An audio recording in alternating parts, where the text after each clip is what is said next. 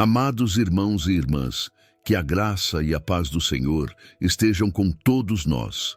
Hoje somos conduzidos ao capítulo 2 do livro de Joel, um texto repleto de advertências e promessas, onde a justiça e a misericórdia de Deus se encontram.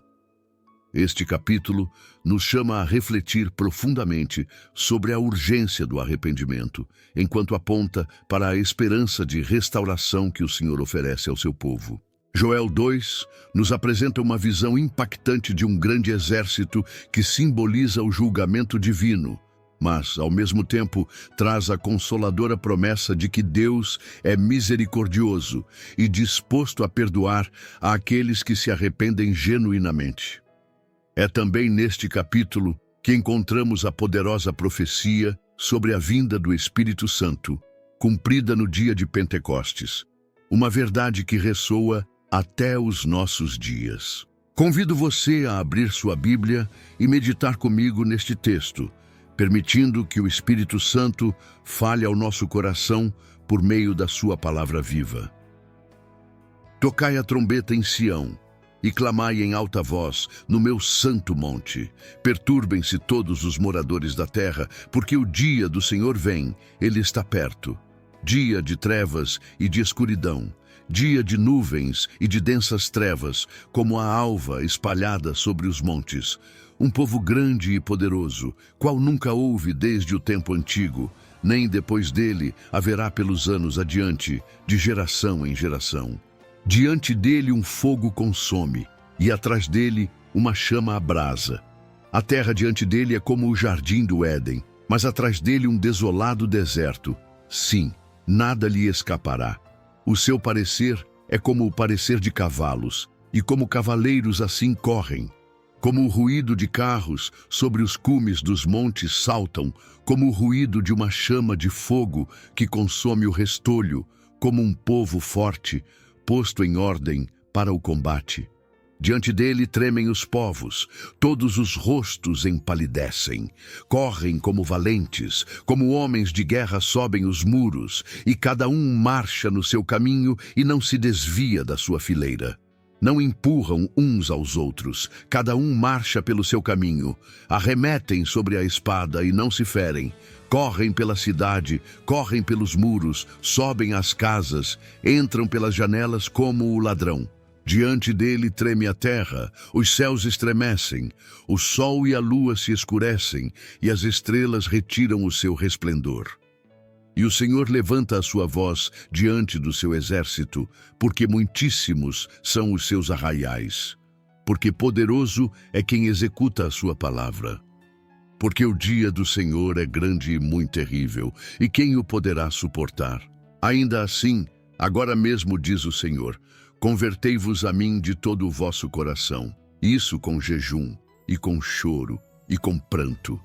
E rasgai o vosso coração, e não as vossas vestes, e convertei-vos ao Senhor vosso Deus, porque Ele é misericordioso, e compassivo, e tardio em irar-se, e grande em beneficência, e se arrepende do mal. Quem sabe se voltará, e se arrependerá, e deixará após si uma bênção em oferta de manjares e libação para o Senhor vosso Deus? Tocai a trombeta em Sião, santificai um jejum, convocai uma assembleia solene, congregai o povo, santificai a congregação, ajuntai os anciãos, congregai os filhos e os que mamam, saia o noivo da sua recâmara e a noiva do seu tálamo. Chorem os sacerdotes, ministros do Senhor, entre o alpendre e o altar, e digam: poupa o teu povo, ó Senhor, e não entregues a tua herança ao opróbrio, para que os gentios a dominem. Porque diriam entre os povos: onde está o seu Deus? Então o Senhor se mostrou zeloso da sua terra e compadeceu-se do seu povo. E o Senhor respondeu e disse ao seu povo: eis que vos envio o trigo e o mosto e o óleo, e deles sereis fartos, e vos não entregarei mais ao opróbrio entre as nações. Mas removerei para longe de vós o exército do norte, e lançá-lo-ei numa terra seca e deserta, a sua frente para o mar oriental e a sua retaguarda para o mar ocidental. E subirá o seu mau cheiro, e subirá a sua podridão, porque fez grandes coisas. Não temas, ó terra, regozija-te e alegra-te, porque o Senhor fez grandes coisas. Não temais, animais do campo, porque os pastos do deserto reverdecerão, porque o arvoredo dará o seu fruto, a vide e a figueira darão a sua força. E vós, filhos de Sião, regozijai-vos e alegrai-vos no Senhor vosso Deus, porque ele vos dará ensinador de justiça e fará descer a chuva, a temporã e a serôdia no primeiro mês. E as eiras se encherão de trigo, e os lagares transbordarão de mosto e de óleo, e restituir-vos-ei os anos que foram consumidos pelo gafanhoto, a locusta e o pulgão e a lagarta, o meu grande exército que enviei contra vós. E comereis abundantemente, e ficareis satisfeitos, e louvareis o nome do Senhor vosso Deus, que procedeu para convosco maravilhosamente, e o meu povo nunca mais será envergonhado. E vós sabereis que eu estou no meio de Israel, e que eu sou o Senhor vosso Deus, e que não há outro, e o meu povo nunca mais será envergonhado. E há de ser que depois derramarei o meu espírito sobre toda a carne, e vossos filhos e vossas filhas profetizarão, os vossos velhos terão sonhos, os vossos jovens terão visões. E também sobre os servos e sobre as servas, naqueles dias, derramarei o meu espírito, e mostrarei prodígios no céu e na terra, sangue e fogo e colunas de fumaça. O sol se converterá em trevas e a lua em sangue, antes que venha o grande e terrível dia do Senhor. E há de ser que todo aquele que invocar o nome do Senhor será salvo. Porque no monte Sião e em Jerusalém haverá livramento, assim como disse o Senhor. E entre os sobreviventes, aqueles que o Senhor chamar. Joel, capítulo 2, começa com um aviso muito urgente. Toquem a trombeta em Sião. Versículo 1. Imagine uma sirene de emergência tocando bem alto. Era isso que a trombeta representava, um sinal de perigo, um alerta para o povo de Deus de que algo terrível estava para acontecer. A trombeta, que era usada tanto em guerras como em festas importantes, agora soava como um alarme, anunciando o dia do Senhor. Esse dia era um tempo em que Deus agiria de forma especial na história, trazendo tanto castigo quanto bênçãos. Para o povo de Israel, era um lembrete de que fazer coisas erradas sempre traz consequências, e que Deus iria agir se eles não se arrependessem de verdade. O que Joel descreve a seguir é assustador. Ele fala de um exército forte e destruidor, que alguns entendem como uma descrição da praga de gafanhotos que vimos antes, e outros como um exército de verdade que invadiria o país. Talvez Joel estivesse usando a imagem dos gafanhotos para mostrar como seria a destruição causada por uma guerra. Esse exército é descrito com detalhes impressionantes. Era muita gente, um exército poderoso capaz de causar muita destruição. Eles avançavam como um fogo que queima tudo. Por onde passavam, deixavam um rastro de destruição, como se tudo pegasse fogo. A diferença entre o antes e o depois mostrava como a destruição era completa. Antes deles, a terra era como o jardim do Éden. Depois deles, um deserto. Eram rápidos e violentos como cavalos de guerra. Pareciam cavalos correndo como cavaleiros em disparada. Faziam um barulho como de carros de guerra passando pelas montanhas, como o fogo queimando palha seca, como um exército forte pronto para a batalha. O barulho e o avanço organizado deles davam muito medo. As pessoas ficavam apavoradas, seus rostos mostravam o medo. O medo tomava conta de todos, corriam como guerreiros valentes, escalavam os muros da cidade como soldados, cada um ia para a frente sem sair do seu lugar. Eram muito organizados e determinados. Ninguém atrapalhava o outro, cada um seguia em frente. Eles avançavam mesmo contra as lanças e não paravam. O ataque era preciso e organizado. Invadiam a cidade, corriam pelos muros, entravam nas casas pelas janelas como ladrões. Eles invadiam tudo, sem deixar nenhum lugar seguro. Até a natureza parecia assustada com esse exército. A terra tremia e o céu se abalava. O sol e a lua ficavam escuros, e as estrelas paravam de brilhar. Isso mostrava que era um castigo de Deus. O próprio Deus estava à frente desse exército. Era um exército enorme e poderoso que obedecia às suas ordens. O dia do Senhor era um dia terrível e ninguém podia suportar. Joel deixa claro que era Deus quem estava usando esse exército, mostrando o seu poder e autoridade. A pergunta final mostra o medo que as pessoas tinham do dia do Senhor. Diante dessa descrição assustadora, Joel não fala para as pessoas se desesperarem, mas para se arrependerem.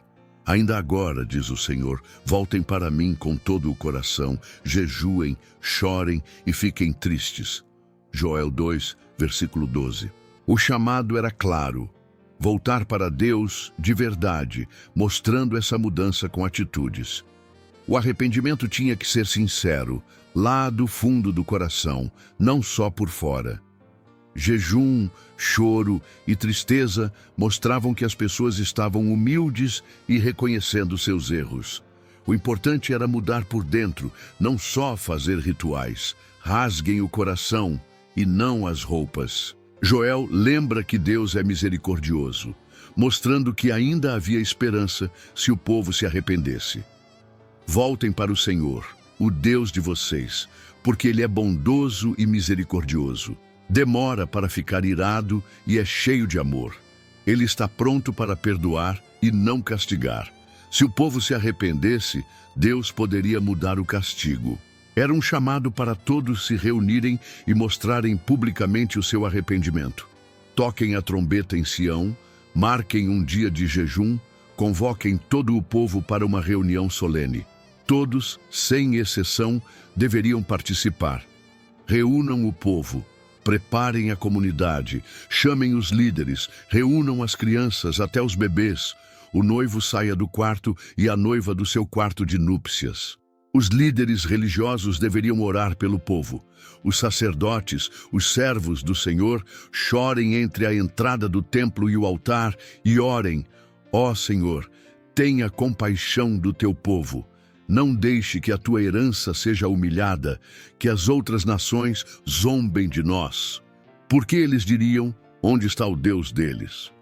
Joel também antecipa profeticamente um evento de importância muito grande na história da salvação da humanidade: o derramamento do Espírito Santo sobre toda a carne. Joel, capítulo 2, versículos do 28 ao 32.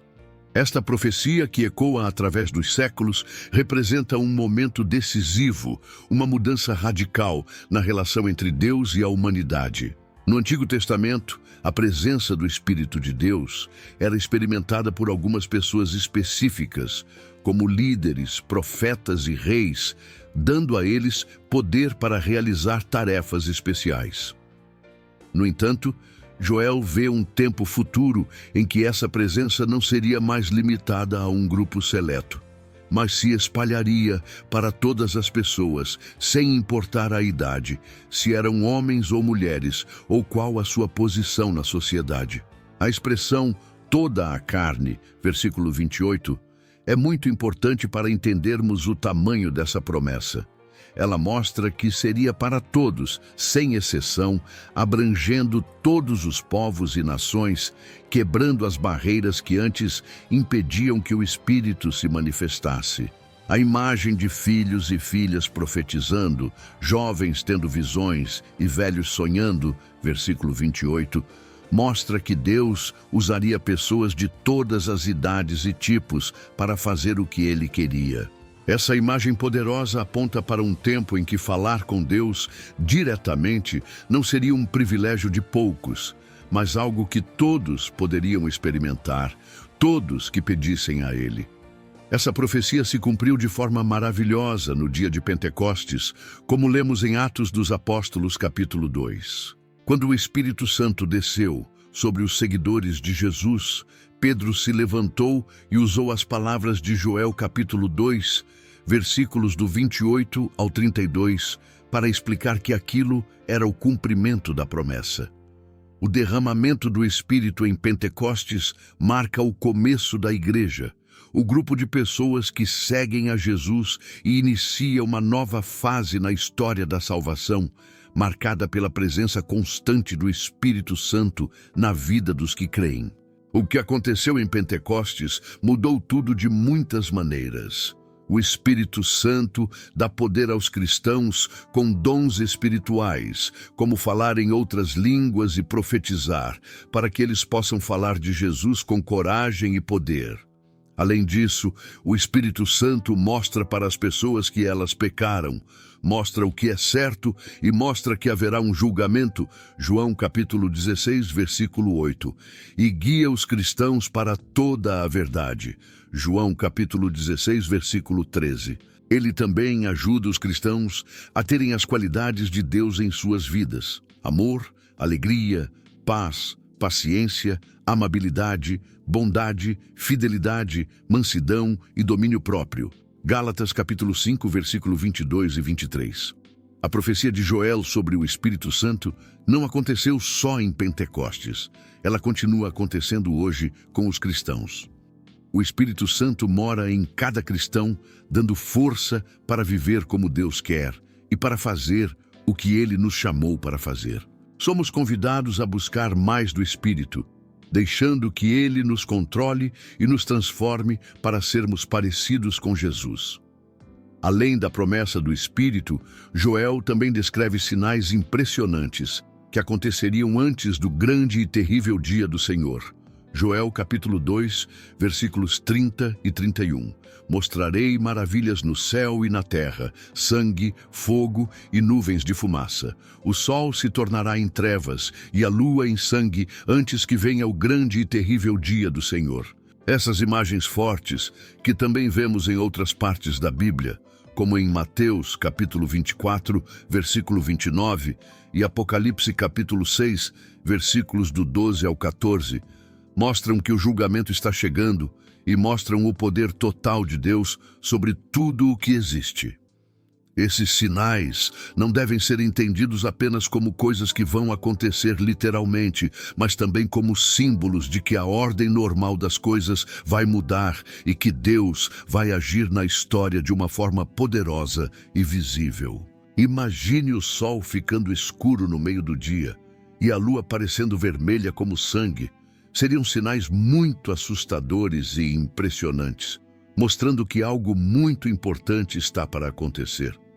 Esses sinais cósmicos servem como um aviso para que as pessoas se preparem para esse dia. Não é para ficarmos com medo paralisados, mas para entendermos a seriedade da situação e nos voltarmos para Deus. O grande e terrível dia do Senhor é um dia de juízo, sim, mas também um dia em que Deus mostrará a sua justiça e o seu poder. É um dia que nos lembra que Deus é o governante de tudo e que Ele vê todas as coisas. Mas mesmo falando desse dia de juízo, Joel traz uma mensagem de muita esperança e salvação. E acontecerá que todo aquele que invocar o nome do Senhor será salvo, pois no Monte Sião e em Jerusalém haverá livramento, como o Senhor prometeu, entre os sobreviventes, aqueles a quem o Senhor chamar. Joel capítulo 2, versículo 32. Essa frase traz muita paz e mostra o quanto Deus nos ama e quer nos salvar.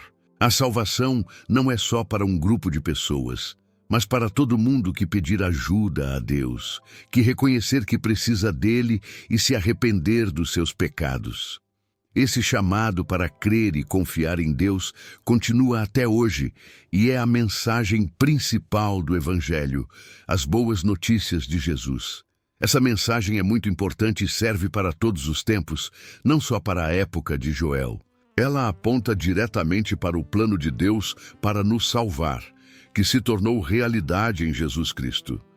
A salvação que Joel fala acontece de verdade quando Jesus morre na cruz para perdoar os nossos pecados, vencendo a morte e o inferno e dando vida eterna para quem crê nele. O convite para invocar o nome do Senhor é lembrado no Novo Testamento, principalmente em Romanos, capítulo 10, versículo 13, quando Paulo fala de novo dessa promessa, mostrando que a fé em Jesus é o caminho para sermos aceitos por Deus e salvos. Para nós hoje, Joel 2 nos desafia a viver olhando para a eternidade, sabendo que Deus vai julgar o mundo, mas também sabendo do seu grande amor e perdão.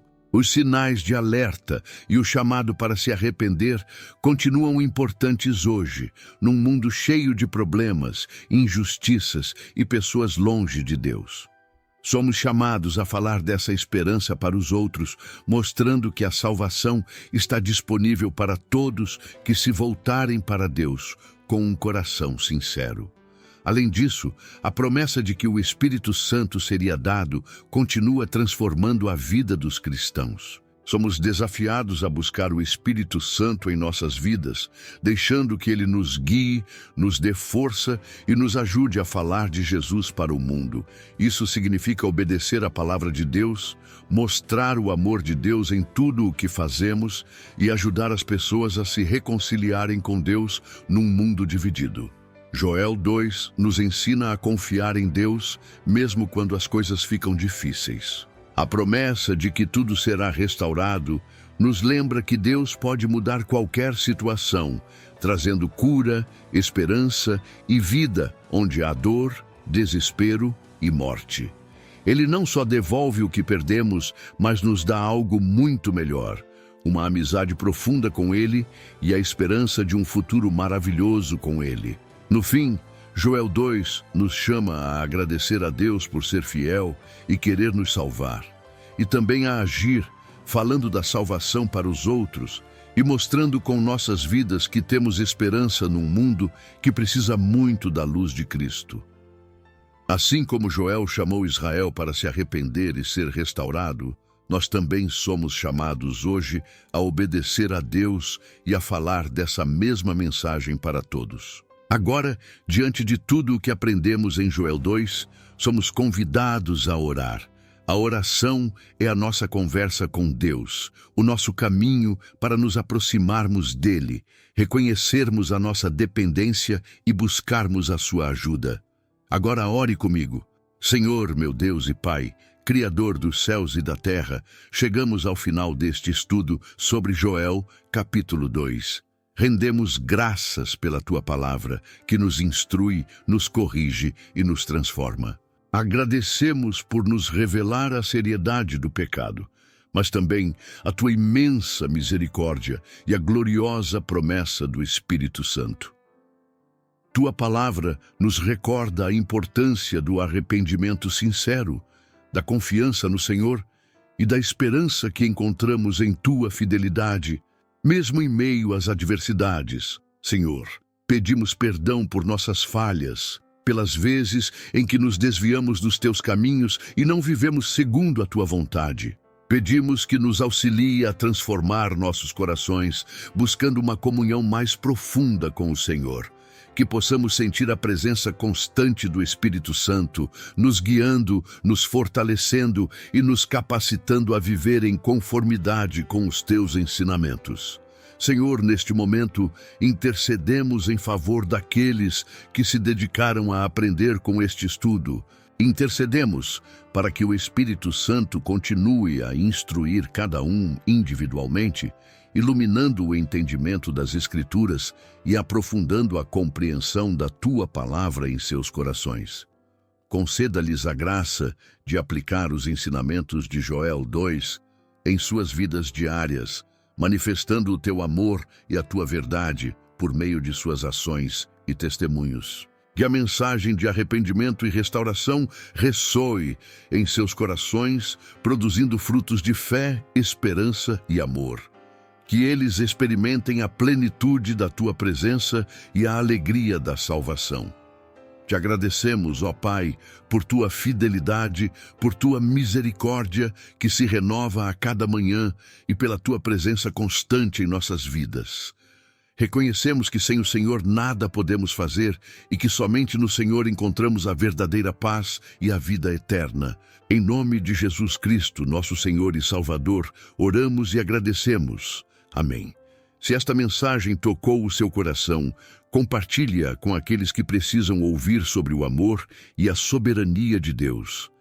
Cada compartilhamento é como uma semente lançada em solo fértil, e o Senhor, em sua infinita graça, abençoa abundantemente aqueles que trabalham em sua seara, semeando com amor e dedicação. Ao compartilhar esta mensagem, você se torna um instrumento de Deus, levando esperança, consolo e fé a corações sedentos. Ajude-nos a alcançar mais pessoas que necessitam de oração e da palavra de Deus, fortalecendo nossa comunidade e expandindo o reino de Deus. Compartilhe este estudo, vídeo, link com seus amigos, familiares e em suas redes sociais. Juntos, podemos espalhar a mensagem do Evangelho e levar transformação a muitas vidas. Lembre-se, cada ato de partilha, cada gesto de amor contribui para a construção de um mundo mais justo e fraterno, guiado pelos princípios do amor de Cristo. Se você tem um pedido de oração ou deseja compartilhar como esta mensagem impactou sua vida, deixe seu comentário. Estamos aqui para interceder por você e caminhar juntos nesta jornada de fé. Que o Senhor abençoe ricamente sua vida, renove suas forças e fortaleça sua fé, recompensando cada semente de amor que você semear. Amém.